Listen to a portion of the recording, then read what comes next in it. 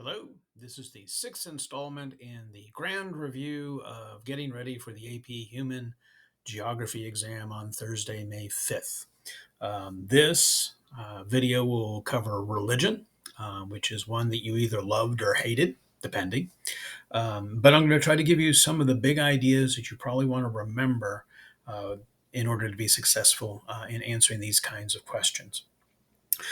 When you're looking at religion, the best thing to do is organize your notes to cover the big nuts and bolts issues of all different kinds of religions. And when I say the nuts and bolts, I'm talking about the basic elements that you find in each one of these different religions. So the big things to know, and the list of religions that you probably want to know something about are the big Western religions, things like Judaism, Christianity, Islam. We have had questions on Baha'i, so I would go ahead and look over the Baha'i stuff. That's one that most people don't really know that much about. And I would also throw in the Zoroastrians, especially for burial practices, also considered one of the Western religions. In the East, and when I say East, for the most part, I'm talking about Indian religions. We're looking at Hinduism, Buddhism, Sikhism, and then the further East religions, things like Taoism out of China, Shinto out of Japan. And you might want to take a look at Confucianism as well, even though it's not really so much a religion as it's a philosophy. But know the nuts and bolts on these things. What I'm looking at here is, where did it come from? When did it emerge? And so, again, this may be one of these things you might want to make a little timeline, just so you know where and when these things kind of cropped up and how they might have related to each other. Um, is there a founder? Not all religions have a founder, but many of them do. So if you're looking at Islam, for instance, you have the Prophet Muhammad. If you have Buddhism, you've got Siddhartha Gautama, somebody who got this whole thing started. You want to know whether they're universalizing or ethnic. Now, if they're universalizing, they want everybody to become that, whatever that is. They have some message, some good news that they want to spread to the world, and get to all human beings. If it's ethnic, they're not really all that interested in bringing in new members. So you generally are born into this or you're not. And so keep in mind all of these might fall into one of those two categories. Do they have a sacred space? And here we're talking about looking at a mosque, looking at a church, looking at a pagoda. Do they have some sort of cultural construct that is a religious space for them? And in particular, be able to recognize them as an illustration or a photo. They have certain characteristics. Look for those characteristics. Minarets on a mosque, for instance, or it's going to have a cross on it somewhere if it's a church. Things like that. Look for the clues that tell you what religion that might be associated with. Do they have sacred sites around the world? And these are usually unique sites specific to that religion that in their own church or religious history, that something happened there that is divine intervention or humans encountered the divine in some way. So examples would be the site of crucifixion, where Moses received the Ten Commandments, where the Prophet Muhammad received his revelations in the desert. All of these are very specific locations, and they're considered sacred site. And many religions have them. So if they have them, I'd want to know what they were because they could all come up. And speaking of that, know the unique distinction of Jerusalem, because Jerusalem is just covered with sacred sites that are sacred to Judaism, Christianity, and Islam. So it contributes often to the conflicts that you see over the control of that city, who gets to have it. And it's often a struggle for control of these sacred spaces and sites. Other things that you want to know: how do they handle their dead? What do you do with a dead member? Do you bury them? Do you burn them? Do you expose them? Any of these, I would want to know each religion, what they tend to do. And just as an overview, Western religions tend to bury, Eastern religions tend to burn. And then you have the folks like the Zoroastrians and the Native Americans who tended to do burial by exposure, letting nature take the body back. So keep that in mind.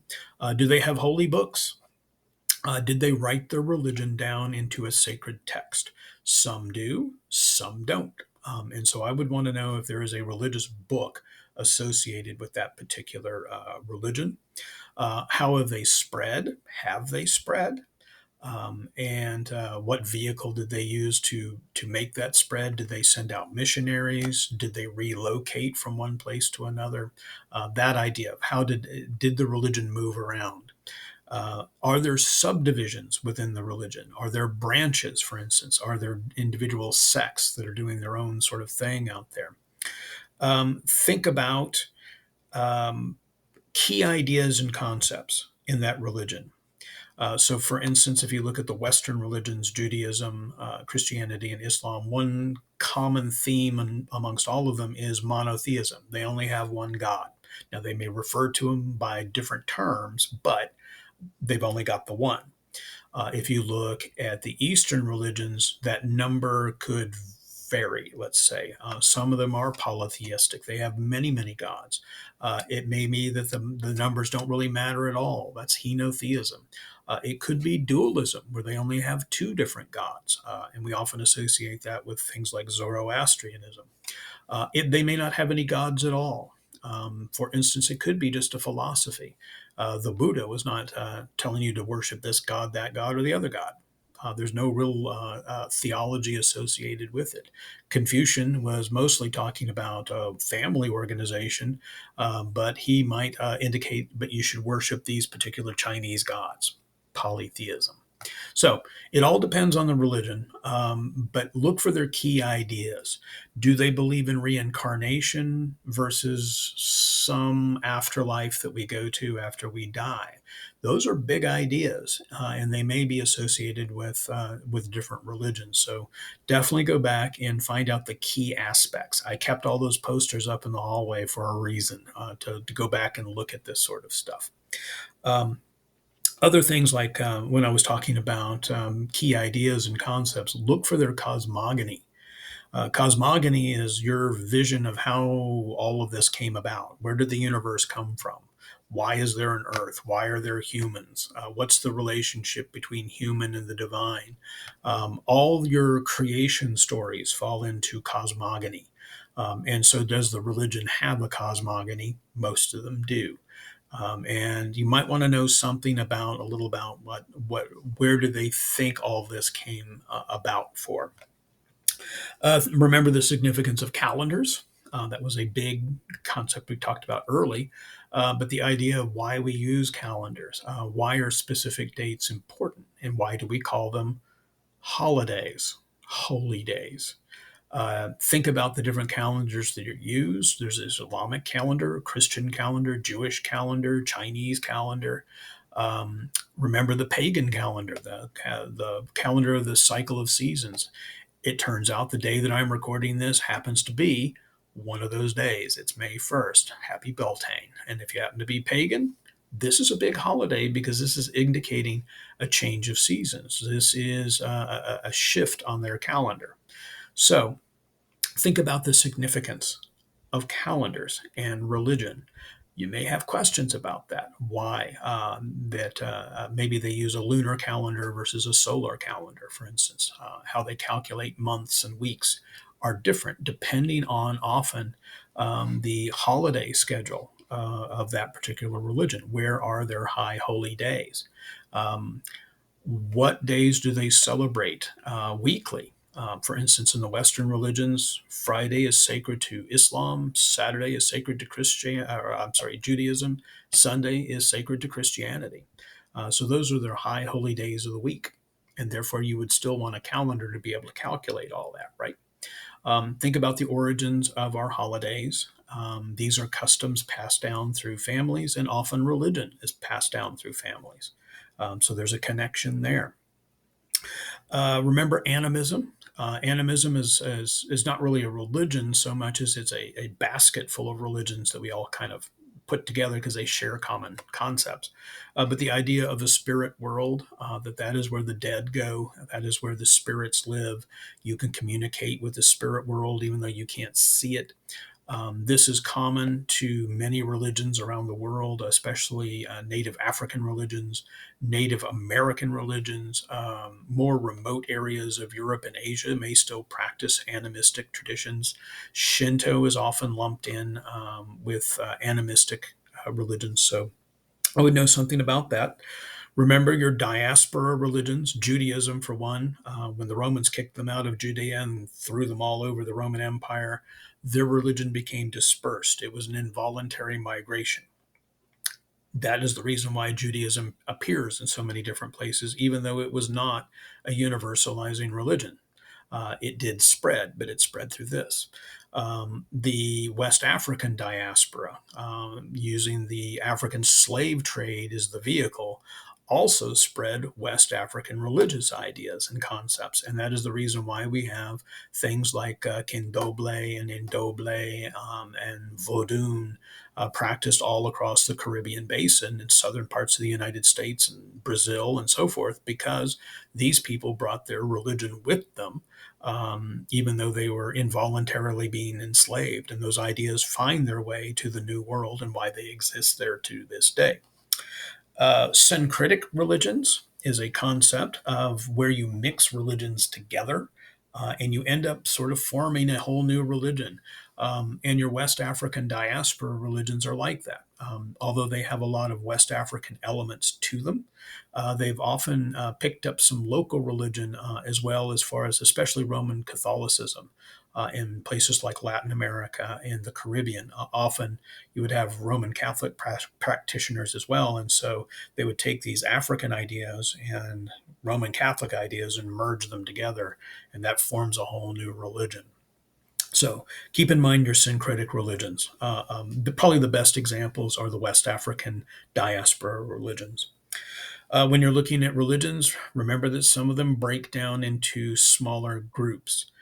Christianity, for instance, is probably the most complicated one because you have Christianity as a religion, but then there's branches within there. Because although these people are all practicing the same faith, they're doing it differently through traditions and practices with what's acceptable within that group. And so you have the Roman Catholic branch, you have the Orthodox branch, and you have the Protestant branch. To make things even more complicated, you also have, in the case of Orthodoxy and Protestantism, subgroups out of that group that they break into even further pieces. So in Protestantism, this is where you get your Lutheran Church and your Anglican Church and your Presbyterian Church and Baptist Church. All of these groups, again, are practicing Christianity, but they're doing it differently even within that group. In Orthodoxy, you have the national Orthodox churches. There is an ethnicity associated with that church. And so there's a Greek Orthodox church, there's a Russian Orthodox church, there's a Ukrainian Orthodox church, a Serbian Orthodox church. And so that's how they're subdivided.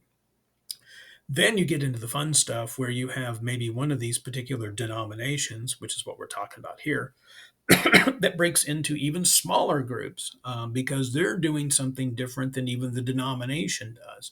And these are often referred to as sects. And so you may have groups within, let's say, the Baptist church that don't agree on how to do the Baptist church thing. So they're all doing it slightly differently. And you may have very small numbers of church. It could even be a single church, small group of churches that are doing it in a particular way that is considered a little deviant than what everybody else is doing. And so that's how you end up with these sect churches. Other religions may have branches. Buddhism has branches, for instance. Islam has branches in it. But generally speaking, there's nothing equivalent to a denomination. That seems to be a Christian sort of thing. But they may have sects. You may have groups that have broken away from one of these branches, let's say, and are doing it considerably differently than maybe what other people are doing in that branch. In Islam, for instance, there's two main branches. That's the Sunnis and the Shias. But in both, you may have small groups that have broken away and are doing it even more differently than the main branch. They're often referred to as sects. Buddhism has three branches. There is Mahayana Buddhism, there's Theravada Buddhism, and then there's Tibetan Buddhism, and they all do it all differently. Now, in this particular case, they tend to be relatively peaceful with each other. In Christianity and Islam, not so much. That because people take religion very, very seriously, there are often conflicts that will emerge between these branches. And then all you have to do is look at the history of Catholicism and Protestantism, or Shia and Sunni, and you can see a long history of bloodshed fought over these very basic ideas of how to practice the faith. And so this is often a driving force in violence and conflict in different regions of the world. If you're looking at the Middle East or Europe, often that is the basis of the conflict. If you look at South Asia, the religious conflicts that you see sometimes break out between Muslim and Hindu, Muslim and Sikh, Sikh and Hindu, often are driven by religious concepts. Just keep that in mind. Um, think about hierarchy. They have asked questions about religious hierarchies. For instance, Roman Catholicism has a hierarchy. There's a pope, there's cardinals, there's archbishops and bishops, and blah, blah, blah, all the way down to local priests. Tibetan Buddhism has the Dalai Lama, and then lower levels of lamas, not the furry kind, the one that wear hats. So there's layers of religious figures within these groups. The Mormon Church, the Church of the Latter-day Saints, has a hierarchy to it, that there's layers of church people within that. Others don't. Hinduism really has no structure like that that would be an equivalent. Judaism doesn't have an equivalent anymore. It used to. Back when the Temple of Jerusalem existed, there was a hierarchy, but it was destroyed by the Romans and hasn't been put back since. So, one of the things you may want to look at and be able to compare are religions that have hierarchies, or groups within a religion that have hierarchies, and those that do not. That essentially all their religious spaces are largely independent from each other, that there's no one person telling them what to do. So keep that in mind. Fundamentalism. This is a big topic in this unit. Fundamentalism is the idea, especially in religion, that we want a more traditional society based on religious concepts. And usually, this is a response to the modern world. We live in a world of science and logic and new ideas. And that often translates into new ideas in society. How are our societies going to be organized? What are our genders supposed to be doing? What is even gender? These are big conflicts that break out in societies for those that want to hold things in their traditional way of viewing these things versus those that want to see a more modern view of these things. And if you are watching your world change in a way that you don't want it to change, you may turn to fundamentalism, which is the idea that we're going back to the fundamentals of society. And often those are religious based. Sometimes it's the old time religion. We're going to do it this way because that's how we did it for thousands of years, and we're not going to change now. You see this in Christianity, you see this in Islam, you see this, unfortunately, in Buddhism, you see it in Judaism. We're starting to see it now in Hinduism, where people do not want something changed. And often they will get very angry about it because we're talking about religious concepts. They may choose the path of violence. And often, when we're looking at political terrorism in different parts of the world, often there is a religious base to it. That this group that may be engaging in these activities may well consider themselves fundamentalist, fundamentalist Islam, fundamentalist Christianity, and so forth. They're fighting to preserve their way of life.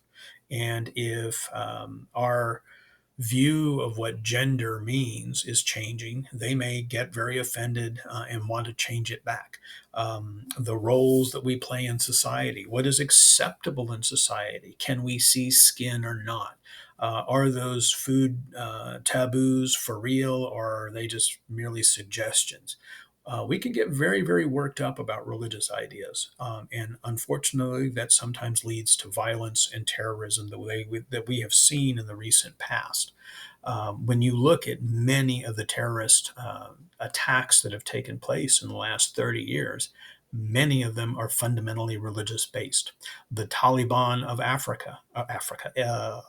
Afghanistan, is a group that is a fundamentalist Islamic group, and they want to impose a very traditional form of Islam on people.